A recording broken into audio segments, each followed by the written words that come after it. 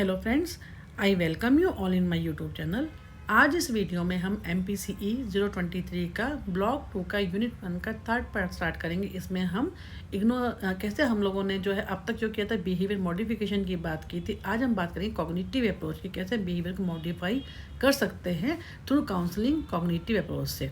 तो इसमें क्या है कि cognitive approach in counselling emphasises the role of cognition और थॉट के इन इन्फ्लुएंसिंग आवर बिहेवियर। क्या हमने अब तक बात की कि हमारा जो बिहेवियर होता है वो हम सीखते हैं, और इसमें वो कह रहा है कि यहाँ पे जो है इसके अलावा जो कॉग्निटिव जो होते हैं ये जो साइकोलॉजिस्ट होते हैं ये क्या कहते हैं कि जब हम जो बिहेवियर करते हैं उसके पीछे हमारी थिंकिंग होती है कि हम क्या सोचते हैं।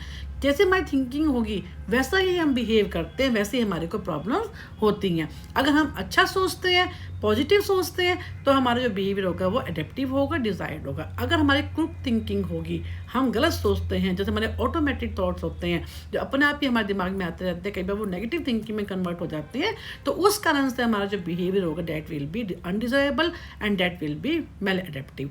तो नाउ वी स्टार्ट कि कॉग्निटिव अप्रोच इन्होंने कहा है कि उसमें हमारे बिहेवियर को जो रोल ऑफ कॉग्निशन है, थॉट है, उसका हमारे बिहेवियर पे क्या इन्फ्लुएंस आता है इस पर फोकस करती है as oppose to behaviour changes based on the reward और पनिशमेंट। उन्होंने जैसे अब तक हमने क्या कहा कि कहते हैं कि बिहेवियर जो है changes based on the reward and punishment system. वो क्या कहते हैं कि ऐसा नहीं है। Cognitive approach focuses on the role that thinking plays in, thinking matter करती है। हाउ डू यू फील, हम क्या सोचते हैं, क्या फील करते हैं, कैसे हम बिहेव करते हैं। तो transformation of how one thinks becomes critical in producing the behaviour changes. इस टाइप से उन्होंने कहा कि कॉग्निटिव अप्रोच क्या करते हैं इन counselling, points out the dynamics of the human beings in terms of उनके जो थॉट्स है, क्या सोचते हैं, क्या उनका एटीट्यूड है, क्या उनका बिलीफ सिस्टम है, क्या उनकी वैल्यूज़ है, उसके हिसाब से जो होता है हमारा जो है डिपेंड करता है हमारा बिहेवियर। इन्होंने कहा hence it is not simply stimulus response. हाँ, जैसे हमने अब तक किया था स्टिमुलस, हमने रेस्पॉन्स की बात की थी। ये सिर्फ ये नहीं है स्टिमुलस है या उसके हमें जैसे हमने परसीव किया वैसे हमने रेस्पॉन्स किया, वैसे हमने बिहेवियर किया। उनका ऐसा नहीं है, बल्कि वास्तव में क्या होता है ऑर्गेनिज्म। इन्होंने कहा इनके बीच में एक ऑर्गेनिज्म होता है जो कि इंडिविजुअल होता है, between plays a vital role with his thoughts and attitude in bringing about behaviour. यानी कैसा वो इंडिविजुअल जो है वो कैसे उस चीज़ को परसीव करता है, क्या स्टिमुलस को वो उसके दिमाग में क्या आता है, कैसे उसका प्रोसेस करता है, उसके हिसाब से जो है वो रेस्पॉन्स करता है, उसी के हिसाब से वो बिहेव करता है। तो fundamental principle is that thoughts cause our feelings and behaviour. यानी उन्होंने क्या कहा है, जो हमारे थॉट होते हैं वही हमारी फीलिंग्स का जो है कारण होते हैं। तो दस कॉग्निटिव अप्रोच जो है वो based on the idea that our thoughts cause our feeling and behaviour and not external. कोई भी एक्सटर्नल चीज़ नहीं है, बल्कि हमारे खुद के थॉट सिस्टम होता है, थॉट पैटर्न होता है, वही हमारे जो है एक्शंस को, हमारे बिहेवियर को अफेक्ट करते हैं, like people, situation and event. Hence we can change the way we think. इस प्रकार से हम अपने जो थिंकिंग को हम कैसे फील करते हैं उसके हिसाब से हम अपने आप को चेंज कर सकते हैं, ना कि सिचुएशन। तो thus in cognitive therapy the counsellors focus on teaching the clients how to think differently. उनके हेल्प करते हैं कि हम कैसे डिफरेंट तरीके से सोच सकते हैं ताकि हमारा जो बिहेवियर है वो डिजायरेबल बिहेवियर में कन्वर्ट हो जाए। Therefore the goal of therapy helps clients unlearn their unwanted reactions and to learn a new way of reacting by changing their thinking. So therapists in the cognitive field work with clients to solve present day problem by helping them to identify कहाँ उनकी thinking distorted है, गलत सोच रहे हैं, उनकी croup thinking, negative thinking है, जिस कारण से उनको इमोशनल डिस्कम्फर्ट होता है। तो यानी हमारी जो थिंकिंग है उन्होंने क्या किया, वही रूट कॉज है हर चीज़ की प्रॉब्लम, जिसके कारण से हमारे को डिस्ट्रेस होता है। एरन बैक ने अपनी, हमने ऑलरेडी ये किया था कि एरन बैक ने अपनी कॉग्निटिव थेरेपी दी थी 1960 में। The treatment is based on the principle that maladaptive behaviour, maladaptive जो कि इनफेक्टिव होता है, सेल्फ रिपीटिंग बिहेवियर होता है, इज ट्रिगर्ड बाय, जब हम कुछ गलत सोचते हैं, इरेशनल हमारी थिंकिंग होती है, उनसे इसको हम ऑटोमेटिक थॉट होते हैं हमारे दिमाग में, ऑटोमेटिकली जो थॉट आते हैं that are always inappropriate and irrational. आप देखो हमारे घर में, मान लीजिए हम अपनी फैमिली की बात करते हैं, कोई अगर हमारा फ़ोन नहीं उठाता या कोई रातों को घर आने में ऑफिस से लेट हो जाता है, तो हमारे दिमाग में अपने आप अपनी ऑटोमेटिक थॉट आने शुरू हो जाते हैं कि कहीं ऐसा ना हो गया। वैसे हमेशा हम नेगेटिव ज़्यादा सोचते हैं, पॉजिटिव हम कभी भी ये नहीं सोचते किसी ने हमारा फ़ोन नहीं उठाया तो may be he might be busy. हम ये भी सोच सकते हैं कि नहीं जान के मुझको जो है इग्नोर, ही और शी इज़ इग्नोरिंग मी। तो इसका मतलब क्या, ये कोई हमारे ऑफिस से लेट आने में हम ये नहीं सोचते कि वो ट्रैफिक में फंस गया होगा या कहीं बॉस के साथ कोई मीटिंग होगी, पहले हम नेगेटिव सोचते कि ऐसा एक्सीडेंट ना हो गया या कुछ उल्टा सीधा ना हो गया। तो वो कहने इन्होंने क्या कहा कि हमारे ऑटोमेटिक थॉट होते हैं, यही हमारा जो है हमारे बिहेवियर को जो नेगेटिव होते हैं, इरेशनल होते हैं, जिस कारण से हमारी थिंकिंग जो होती है गलत होने से हमारा बिहेवियर होता है दैट इज मेल एडेप्टिव। तो इस स्टेट ऑफ रिएक्टिव, उसी कारण से हमारे को फिर क्या होता है, हमारे को काउंसलिंग की जरूरत पड़ती है। तो इसलिए इन्होंने कहा कि कॉग्निटिव थेरेपी जो होती है strives to change this thought patterns, कौन से जो ऑटोमेटिक थॉट होते हैं नॉन एज अ कॉग्निटिव, इन्होंने इसको कॉग्निटिव डिस्टॉर्शंस का नाम दिया बाय एग्जामिनिंग द रैशनैलिटी। हम देखें उसमें क्या वैलिडिटी को देखें, एग्जम्पशंस बिहाइंड उसके पीछे क्या कारण है उस चीज़ को हम देखें ताकि हम उसको कॉग्निटिव स्ट्रक्चरिंग कर सकें। तो अब क्या हो गया, cognitive therapy is different from, अब कॉग्निटिव थेरेपी क्या है, different from the behaviour therapy, क्योंकि ये थॉट्स पे करती है, इमोशंस पे करती है, जिसके कारण से हमारा बिहेवियर जो होता है वो अफेक्ट होता है। In other words, behavior therapy is more action based and cognitive therapy is mental or emotional beginning that drive us to perform this action। कि हमने behavior therapy की बात की, वो क्या होती है बेसिकली इन एक्शन, कि हम क्या करते हैं, कैसे बिहेव करते हैं, और इमोशनल, और जब हम मेंटल की बात करते हैं तो ये हमारा क्या होता है cognitive therapy. Usually in practice both cognitive and behaviour principle combine to deal with it. अब नॉर्मली जब कहते हैं कॉग्निटिव भी हमारे को चाहिए होता है, बिहेवियर भी चाहिए होता है, तो इन दोनों को मिला के कौन सी बनती है कॉग्निटिव बिहेवियर थेरेपी, जो हमने पहले भी की, जिसमें हम अपनी कॉग्निशन को ठीक करें, जिस कारण से हमारा जो बिहेवियर है वो कन्वर्ट हो जाए फ्रॉम अनडिजायरेबल टू डिजायरेबल। तो cognitive behaviour therapy is based on the idea that our feelings are governed by our thoughts about situations, people and event in our life and not those things that, अपने खुद पे वो depend नहीं करता, बल्कि हम क्या करते हैं कि वो उस पर क्या करें, गवर्न बाय आवर थॉट, जो हमारे एक्शन जो होते हैं, हमारी फीलिंग जो होती है किससे होती है, हम क्या सोचते हैं, किसी के सिचुएशन पे हम कैसे रिएक्ट करते हैं, हम उस चीज़ को हम कैसे परसीव करते हैं, rather than choosing on changing the external force we see on causing the, हम क्या कॉज प्रॉब्लम क्यों हो रही है, वो cognitive behaviour therapy focus is on changing the way we think, हम जैसे सोचते हैं कैसा फिर हम उसको कैसे हम उसको कन्वर्ट कर सकते हैं अच्छे सोचने में, अच्छे ढंग से फील करने में। By learning we think differently a person can develop rational self counselling skills that can be use to deal with life. ये हम किसकी बात करें, with the help of counseling, cognitive behavior therapy. Thus cognitive behavior therapy is defined as therapy that is based on the belief that our thoughts are directly connected, हमारे जो thought होते हैं directly connected with how we feel, हम क्या सोचते हैं, कैसा महसूस करते हैं, वैसे ही हमारा क्या होता है थॉट प्रोसेस होता है, वैसे ही हम क्या करते हैं बिहेव करते हैं। तो cognitive behaviour therapy attempts to change clients unhealthy, उनका क्लाइंट का जो अनहेल्दी बिहेवियर होता है उनकी थ्रू कॉग्निटिव हम रिस्ट्रक्चरिंग करते हैं, उनके पीछे के कारण देखते हैं, उनके थॉट पैटर्न्स हैं, उनके एजम्पशंस क्या हैं, उनको अच्छे से एनालाइज करके उनको एग्जामिन करके फिर हम क्या करते हैं, जैसे कि इन्होंने यहाँ पे एग्जाम्पल दे रखा है इन ट्रीटमेंट ऑफ, जैसे ईटिंग डिसऑर्डर किसी बच्चे में, जैसे हमने एनोरेक्सिया नर्वस की हमने बात की थी, बिंज ईटिंग की बात की थी, तो therapist can help clients to change attitude and thoughts about, अब उनको ये बता सकते हैं कि आइडियल बॉडी की शेप क्या होती है, वेट क्या होता है, but also at the same time should focus on changing the clients behaviour of eating unhealthy. इसके साथ साथ जब उनको हम ईटिंग हैबिट को बता रहे हैं उनको कि उन्हें क्या करना चाहिए, आइडियल बॉडी वेट क्या होता है, शेप क्या होती है, जब काउंसलर जो है क्लाइंट को ये बता रहे होते हैं, साथ में उसको ये भी फोकस करना है कि वो जो खाना जो वो अनहेल्दी की बात ना करें, कि उन सब से उनके थ्रू वेट नहीं बढ़ाना है, replace it with normalise eating patterns की बात करनी है। तो इसमें क्या होता है, thus both cognitive as well as behaviour therapy are involve, जिसको हम क्या बोलते हैं कॉग्निटिव बिहेवियर थेरेपी, जिसमें क्लाइंट की जो है थिंकिंग को, जो ऑटोमेटिक थॉट हैं, जो उसको कॉग्निटिव रिस्ट्रक्चरिंग करके उसको बिहेवियर को डिजायरेबल बनाया जाता है। अब ये स्टेप्स और प्रोसीजर क्या होते हैं, the focus in cognitive intervention is the thinking pattern. सबसे ज़्यादा हम इस पर थिंकिंग की बात करते हैं। The first important step is to identify, सबसे पहले हमें ये आइडेंटिफाई करना था कौन सा हमारा फॉल्टी इरेशनल थॉट पैटर्न है, ठीक है, उसके हम अपने आप से क्वेश्चनिंग करते हैं, इंटरप्ट करते हैं, that creates anxiety and stress in अस।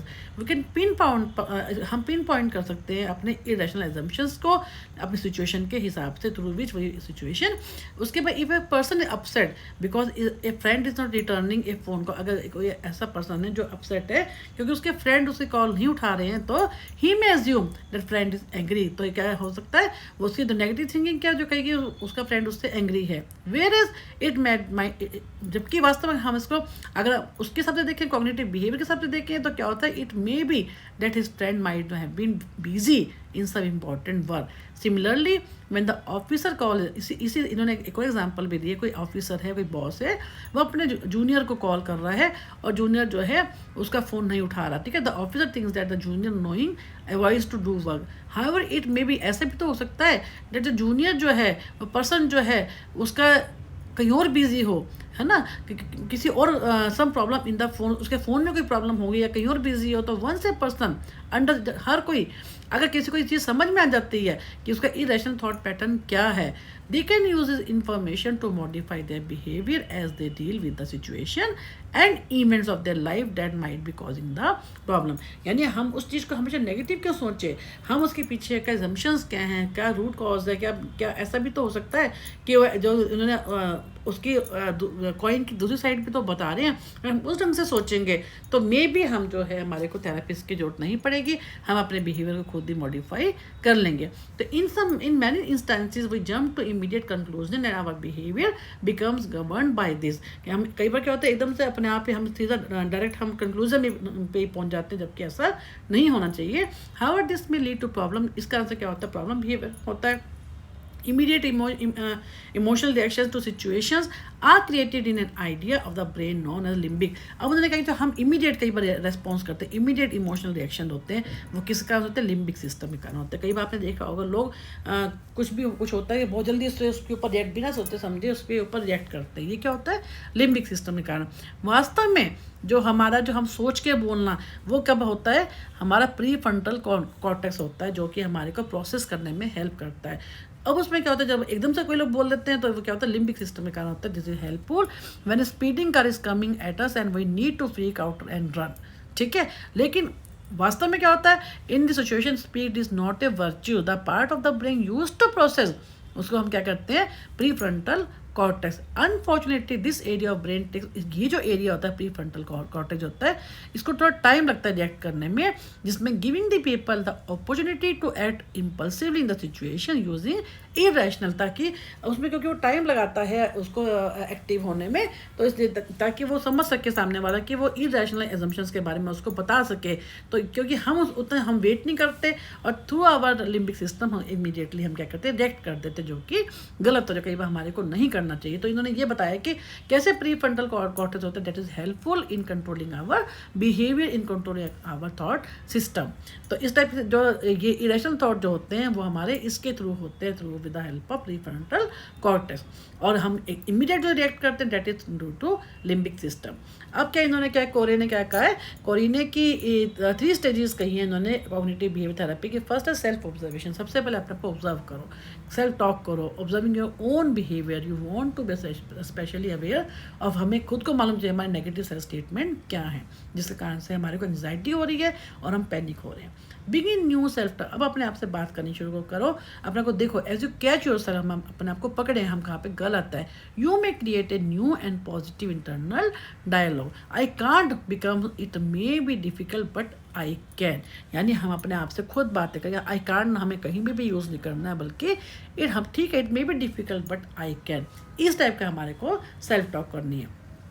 फिर है लर्निंग न्यू स्किल, हमारे को नई स्किल सीखनी है। Each time you are able to identify and restructure your negative, जिसको हम कॉग्निटिव रिस्ट्रक्चरिंग कहते हैं, अपने जो नेगेटिव थॉट्स हैं उनको रिस्ट्रक्चर करना, उनको पहचानना है, and change your response to panic and anxiety, you are learning new skills because you are now acutely aware of the, अब हमारे को अपने थॉट्स के बारे में पता है, you are better able to gauge your anxiety and react in more useful manner. तो इस टाइप से वो कह रहे हैं कि कैसे हमारे जो नेगेटिव थॉट्स होते हैं वो हमारे को कंट्रोल करें, इससे अच्छा है कि it become difficult to control your behaviour responses to unpleasant situation.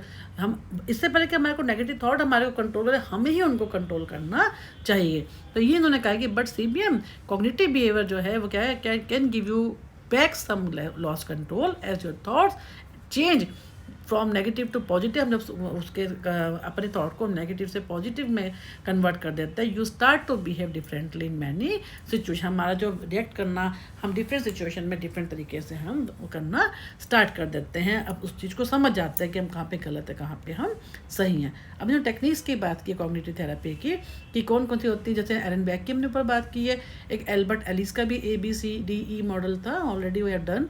अब है कॉग्निटिव बिहेव थेरेपी के बारे में, in different thought patterns. Here the 10 most common irrational thought pattern cognitive distortions की बात की, कौन कौन सी हो सकती हैं। फर्स्ट इज ऑल और नन थिंकिंग, या इस पार या उस पार, ठीक है। जिसमें हर आदमी जो है, इसमें क्या होता है, हमारी एक ये थिंकिंग रहती है कि या तो कोई बहुत अच्छा है या कोई ख़राब है ना। वो कभी भी बीच की जो इन बिटवीन की सिचुएशन नहीं सोचते थे। मिडल अराउंड भी तो कुछ हो सकता है, विद नो ग्रे और मिडल अराउंड, यानी हमेशा या इस साइड या इस साइड, बीच की सिचुएशन को जो वो नहीं समझते। ओवर जनरलाइजेशन, किसी भी एक छोटी चीज़ के ऊपर, सिंगल इंसिडेंट के बेस के ऊपर हम क्या करते हैं, when you ask for some help to your neighbour and नहीं वो आपकी हेल्प कर पाते, इसका मतलब जो से कितनी बार भी आपकी हेल्प की होगी तो हम उस चीज़ को ओवर जनरलाइज कर लेते हैं, उसके हिसाब से बिहेव करना शुरू कर देते हैं। मेंटल फिल्टर क्या होता है, जिसमें बहुत कॉमन होता है, हम किसी भी चीज़ का, हमारे मेंटल फिल्टर क्या होता है कि हम उसकी चीज़ को बहुत बढ़ा चढ़ा के, जैसे उन्होंने एग्जांपल दिया है, 10 things can go right but a person operating under the influence of a mental filter may only notice the one thing that goes wrong. एक चीज़ गलत हो जाती है, 10 चीज़ अच्छी भी होती है, लेकिन हमारा जो दिमाग जो है उसमें इस टाइप की फिल्टरिंग हुई हुई होती है कि हम उन सब चीज़ों को इग्नोर करके हम उस चीज़ को, जैसे हमने अभी बात की ओवर जनरलाइजेशन की, एक के बेस पे हम उस चीज़ को, जैसे उन्होंने यहाँ पे लिखा भी है, एड ए लिटिल जो over generalisation and all or nothing to the equation and you have a recipe for stress. Disqualifying the positive में क्या होता है, जिसमें सिमिलरली जब हमने मेंटल फिल्टरिंग है, those who disqualify the positive tend to treat positive even like flukes, thereby clinging to a more negative word. Have you ever tried to help a friend solve a problem? यानी हर चीज़ में वो positive को disqualify कर देते हैं और negative को ही focus करते हैं। जैसे उन्होंने कहा है कि have you ever help try to help your friend solve a problem, तो वो कह रहे हैं कि उसने क्या कह रहे हैं, या बट, यानी हमेशा उस चीज़ को नेगेटिव में ही, उसकी cognitive, you're witness this cognitive distortion first hand, यानी वो कर रहा है, जवाब तो दे रहा है, लेकिन क्या है, वो पॉजिटिव साइड पे नहीं बल्कि नेगेटिव साइड पे जा रहा है। जंपिंग टू जंपिंग यानी एकदम से डिसीजन लेना, rather than letting the evidence without evidence, है ना, bring them logical conclusion, they set their rights और कंक्लूजन ऑफर नेगेटिव कंक्लूजन पे ही वो पहुंच जाते हैं, and then look for evidence to back it up. बिना किसी का उसके एविडेंस के सीधा वो नेगेटिवली सोच लेना, वो क्या होता है, conclusion jumpers can often fall prey to mind reading where they believe that they know the true intention। भले पता होता है कि किसी से बात किए बिना एविडेंस क्लियर करे हुए, बिना उसकी सपोर्ट के, वो क्या करते हैं, अपना आप एक सीधा कंक्लूजन कि नहीं ये तो है ही ऐसा, ठीक है ना। किसी ने कुछ कहा किसी के बारे में, बजाय उस चीज़ को देखना कि भाई क्या वो जो सामने वाला भी तो गलत कह सकता है जिसके बारे में बात चल रही है, लेकिन नहीं, वो बिना कुछ सोचे अपने जो कंक्लूजन के ऊपर जंप कर जाना, this is called jumping to conclusion. Magnification and minimisation, किसी भी चीज़ को जो ओनली नेगेटिव थॉट्स पे फोकस करना, पॉजिटिव को नज़रअंदाज करना जिसको बोलते हैं, और किसी भी चीज़ को बहुत बड़ा चढ़ा के बोलना। Similar to mental filtering and disqualification हमने ऊपर की है, this cognitive distortion involve placing a stronger emphasis on negative, हमेशा नेगेटिव इवेंट्स के ऊपर ही फोकस करना है, डाउन प्लेइंग द पॉजिटिव, और जो पॉजिटिव है उसको हम क्या करते हैं, डाउन प्ले करते हैं, उसको हम इग्नोर कर देते हैं। The customer service representative who only notice the complaint, अब इन्होंने एग्जांपल दिया है कि कस्टमर सर्विस जो रिप्रेजेंटेटिव है वो हमेशा अपने कस्टमर की कंप्लेंट्स को ही देखता है, वो ये नहीं देख पाता कि कहाँ पे उसके पॉजिटिव इंटरेक्शन हुई थी, है ना, उस चीज़ को छोड़ के बल्कि जो है कंप्लेंट्स के ऊपर ही फोकस कर, यानी नेगेटिव साइड पे ही फोकस कर रहा है। इमोशनल रीजनिंग का मतलब क्या है कि उसमें क्या है कि अपने इमोशन को वो करना, अपने इमोशन को सपोर्ट करके बात करना, that this one is a close relative of jumping to conclusion, that in that it involve ignoring certain facts को इग्नोर करके जब है सीधा कंक्लूजन दे देना। इमोशनल रीजन, अपने इमोशंस को ज़्यादा इंपॉर्टेंस देना।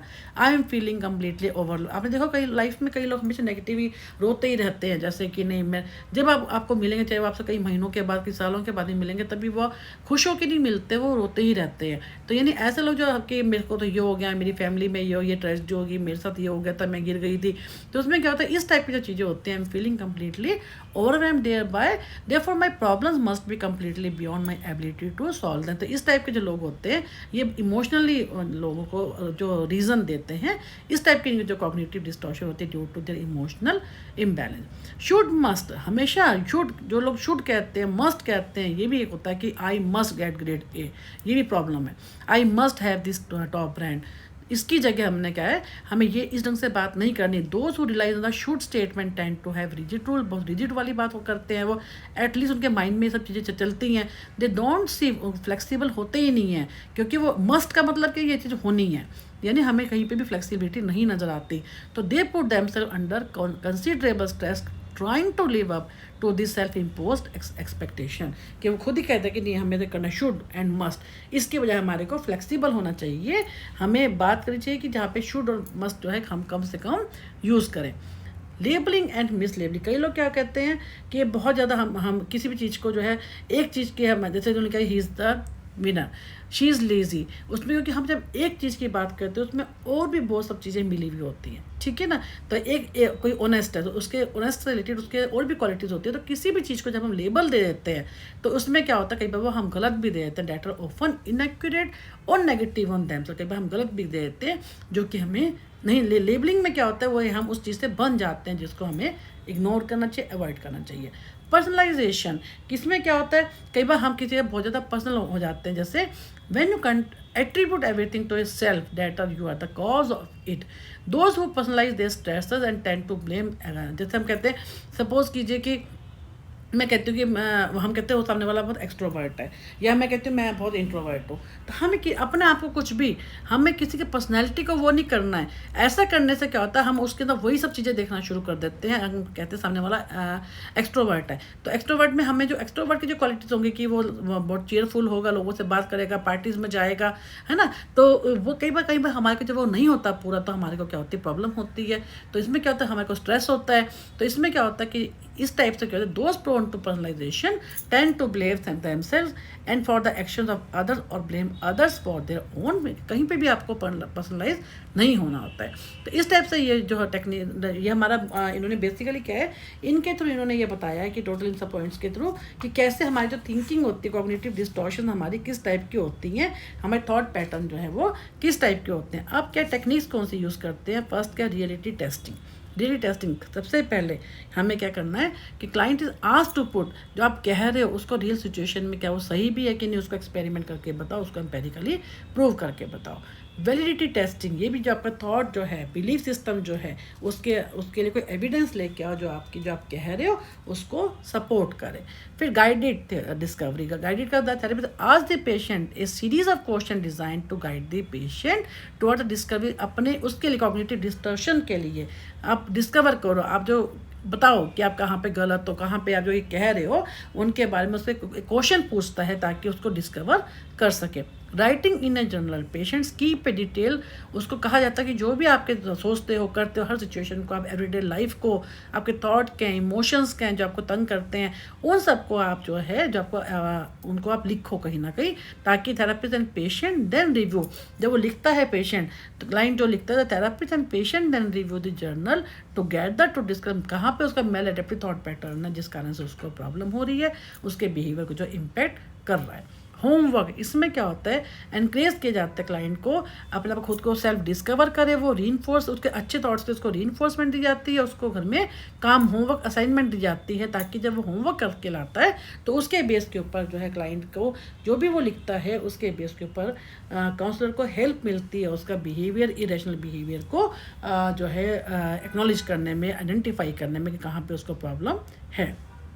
एग्जाम्पल भी दे रखा है, for instance Sheela felt bad and depressed when her friend did not take her to the market visit. Here the therapist can help Sheela identify the basic assumption she has here which is obviously an irrational thought pattern, कि वो क्यों नहीं उसके friend उसको ले गए। Why would Sheela feel that she is bad if her friend, अगर वो ऐसा क्यों फील करे कि वो खुद गलत है भले उसके फ्रेंड उसको नहीं लेके गए। Does she have all the bad, क्या उसके अंदर फिर वो उसकी हेल्प करे, क्या वो जो अपने को बुरा कह रही है क्या उसके अंदर वो सब बैड क्वालिटीज़ हैं। वट आर दे, वो क्या हैं? Sheela is then help to analyse the distortion, उसकी हेल्प की जाती है जो बैड जो अपने आप कह रही है उसमें जो कॉग्निटिव रिस्ट्रक्चरिंग करे, उसके डिस्टॉर्शंस को आइडेंटिफाई करे, and she is the cause that is she is bad so her friend did not take her. तो उसकी इस टाइप से हेल्प कहती है कि आप अपने आप को बुरा कह रहे हो, पहले देखो उसे जो उसके लिए जो जो आप कह रहे हो क्या वो सब चीज़ें हैं आपके अंदर, नहीं है तो इसका मतलब आपके फ्रेंड्स गलत हैं, आप एकदम ठीक हो। तो इस टाइप से उसकी हेल्प की जाती है।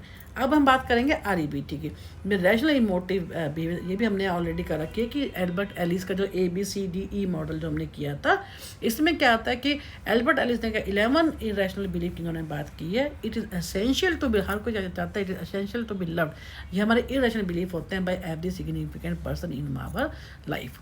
To be worthwhile, a person must be competent, adequate, achieving everything at हर जगह उसको है competent होना, adequate होना है। Some people are wicked हैं, bad हैं, villainous हैं, should be blamed or punished। ये सब हमारी जो उस टाइप की irrational belief system है ये। Terrible and disastrous wherever events do not occur as when हम सोचते हैं वैसा नहीं होता तो हमें उस टाइप से unhappiness होती है। फिर sometimes something potentially dangerous और harmful should be cause of, कई बार इस टाइप का जो होता है हम डरते हैं कि चीज़ से कि ये चीज़ हमें हार्म ना कर दे, हम ये भी हमारा मेन कंसर्न होता है, उससे दूर भागते हैं। Running away from this difficulties और रिस्पॉन्सिबिलिटीज ईजियर, किसी भी जिम्मेवारी से भागना ईजी होता है rather than facing them।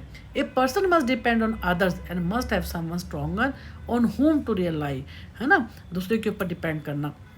The past determines once, हमारा जो पास्ट होता है हमारे प्रेजेंट को अफेक्ट करता है, एंड द और यह कभी भी हमारा चेंज नहीं हो सकता, ये हम सोचते हैं ऐसा, ये भी हमारी थिंकिंग जो होती है हमारा ये इरेशनल बिलीफ होता है कि हमारी जो पास्ट होता है हमारे बिहेवियर को प्रेजेंट वाले को अफेक्ट करता है, जबकि वास्तव में ऐसा नहीं होता है अकॉर्डिंग टू REBT। फिर a person should get upset over the problems and difficulties of others. This always a right answer, कि हर प्रॉब्लम का एक राइट आंसर होता है, and failure to find this answer it is disaster. ठीक है, अब ये जो है हमारा REBT जो एल्बर्ट एलिस ने दी है, इसमें है क्या चीज़, sequence of in the REBT model. इसमें इन्होंने कहा है सबसे पहले क्या होता है, कोई ना कोई एक एक्टिवेटिंग इवेंट होती है, उसको हम क्या करते हैं, किस कारण से हमारे को एक्टिवेटिंग इवेंट होती है, हम उसको पहचानना होता है ना। देन उसके पास उसके जो कॉन्सिक्वेंसेज होते हैं वो हम आइडेंटिफाई करते हैं। फिर उसके बाद leading to consequences, however events as such do not lead to consequences. इसको यहाँ पे एग्जाम्पल करके देखते हैं, जैसे ये हो गया हमारा एक्टिवेटिंग इवेंट, ये हो गया हमारा कॉन्सिक्वेंस। इन सब के बीच में एक होता है हमारा बिलीफ सिस्टम, उसको हम देखते हैं कि क्या होता है, फिर उसके बेस पे हम क्या डिस्प्यूट करते हैं, इंटरवेंशन करते हैं। यहाँ पे आप देखोगे जैसे एग्जाम्पल दिया है, one evening, let us see an example. One evening Hari was not doing his study and was watching TV। एक हरी बच्चा जो है वो पढ़ नहीं रहा था, वो TV देख रहा था। उसके मदर ने उसको डांटा और उसने कहा कि क्यों, क्योंकि वो TV देख रहा है। ठीक है, अब उसमें क्या होता है, Hari felt very sad for his mother's scolding. Here the activating event क्या है कि मदर ने उसको डांटा, कॉन्सिक्वेंस क्या गया, हरी सैड हो गया।